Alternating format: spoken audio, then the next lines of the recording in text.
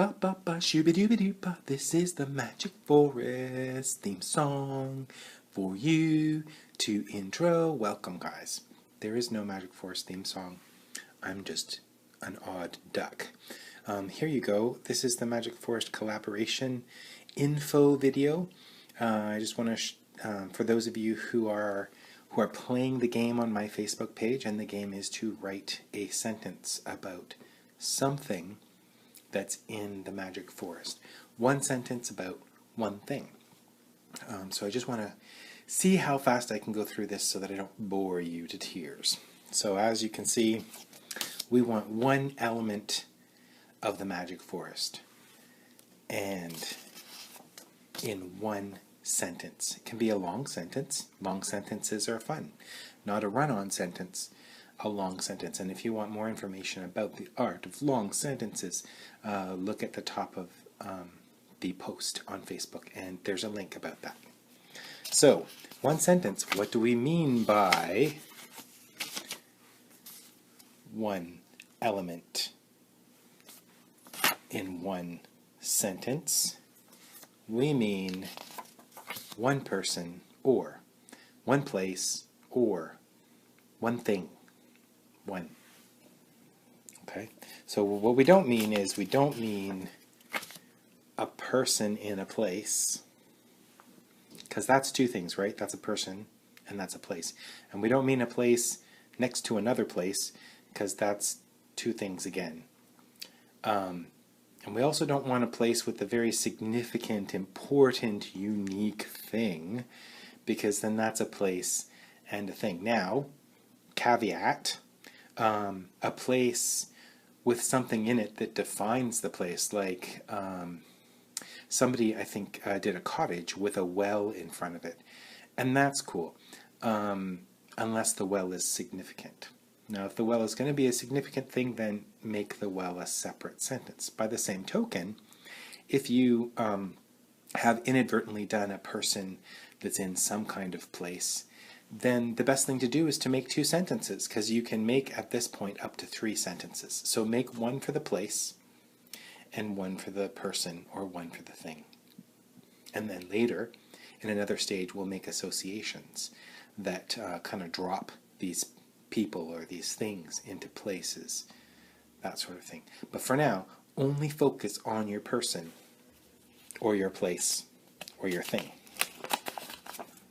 Also not a person doing an action, or a place or a person in a non-permanent state, unless there is permanence. And I'll explain that later. But let's start with me. I'll do an example for this. Not a person in a place next to a place, or a place with an important, unique thing. Okay, so put this aside. And what we have is, let's say we're going to make a sentence about this guy. Hi! This guy. Okay? Some of you have done sentences that are kind of like this. Oh, there's this very cute creature, and you're very good in your descriptions, actually. Much better than what I just did. And he's sitting in his coffee cup, or cave, next to, I don't know, a spring, or in this case, a compact. And that's your sentence. Furry guy in a coffee cup next to a spring. In some cases, you may even have said a mile down the road from another place. And if you've done that, that other place is one element, the spring is another element, the coffee cup is another element, and this guy is a 4th element, 4 fingers. When really you just want to describe one element only. Okay? So let's get rid of this for a second, well, or forever. What you want to focus on is this guy. This guy here. And the nice thing is, getting rid of those other things is you can actually spend more time talking about his eyes and his markings and, his what he has seen to represent, right? His ears. Okay. So in another post, then you can talk about his coffee cup or his cave and make that a place of its own. Don't talk about this being in there. Don't talk about this guy being in there. Talk just about the place. And then later, as I've said in the second stage, we can talk about in the reply section how you can associate this guy with this place, because honestly, this guy is not permanently in this coffee cup. This guy is going to want to leave and come back to his coffee cup and leave and come back to his coffee cup. So really, you want to describe him, you want to describe the coffee cup, then later you will associate the two, and that's when we can start story building, when we get to that point. Okay, so now, not a person in a place, not a place next to a place, or a place with an important, unique thing. One person, one place, one thing. Okay, so moving on. Also, not a person doing an action, or a person or a place in some kind of non-permanent state. All right, so let's say you describe this cute little guy, and you describe him walking across the scene. Well, okay, he isn't always walking across the screen, are you, guy? No, because that would make you very tired, wouldn't it? Yes, it would. Also, don't describe him as, wagging his tail, because that would make your tail very tired, wouldn't it? Yes, it would. Now, you often wag your tail, don't you? Yes, I do.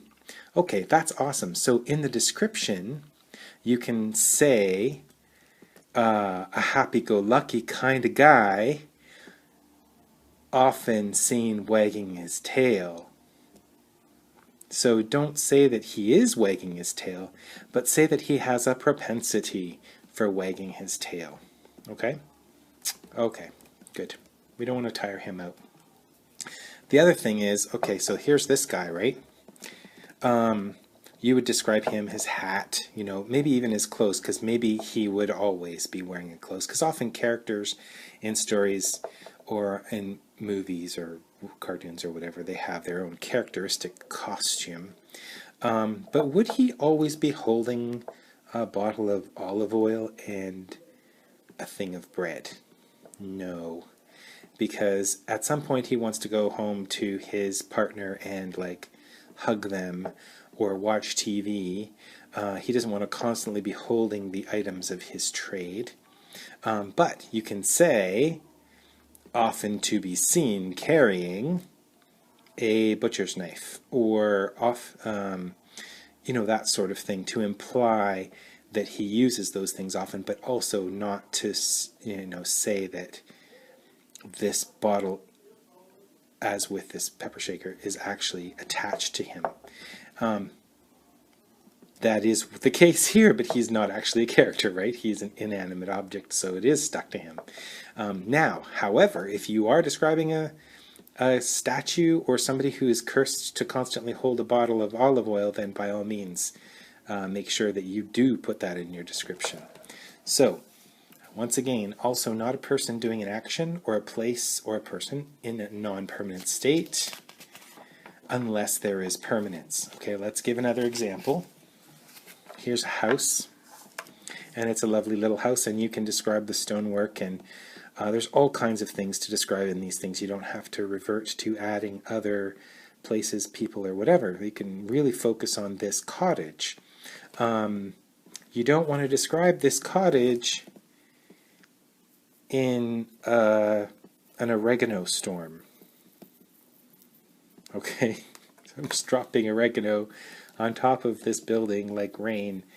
You don't want to, in a light drizzle of oregano, in that kind of a weather condition, because it's not always going to be that, right? Somebody else might write a story about the house that you described, and it's not going to be raining. So we want this house to be free of that kind of information. For that matter, you can actually make a house that's cursed to always be raining. So if it's permanent, once again, place in a non-permanent state unless there is permanence. If this is a haunted house that always has rain, that's always raining oregano, because it's cursed to always be rained on, then by all means say that in your description, but not unless it's permanent. Okay, good. So there's that. Now I have oregano all over the place. Okay, so moving right along, keep in mind that you are describing the casual viewer's impression.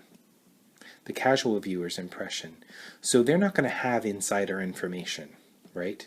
And this is, so they're not going to know that your chef has a brother, because they're going to be walking through the forest and they might spy your chef. How is anybody going to know he has a brother? By looking at him. They don't know that. They also don't know that he farts a lot.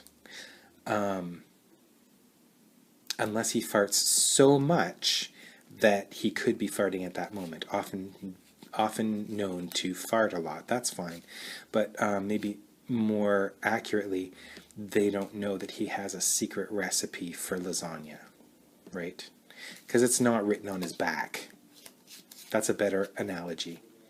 So you aren't going to say, this wizard has a secret spell for growing mushrooms, because there's no way that you could know that. Okay, so that's important. There will be a time at a later stage when you can actually give insider information, and that may be the next stage. But for now, don't mention the hidden things. Don't mention that the chef is the member of the Portuguese mafia and he always carries 2 knives under his belt specifically for stabbing people. Or whatever nationality. I don't know why Portugal jumped in my head. But anyway. So don't mention things that the casual viewer won't be able to see. And not an association. Like I said before, don't mention that this person has a brother, or is associated with a place, or is associated with a particular place that's already been made. Because later, as I said, you're going to be able to make associations, and that's going to allow us to create together. And that's the main point of all these rules, once again, is so that we can create situations where the things that we make will fit like puzzle pieces into the other things that people make.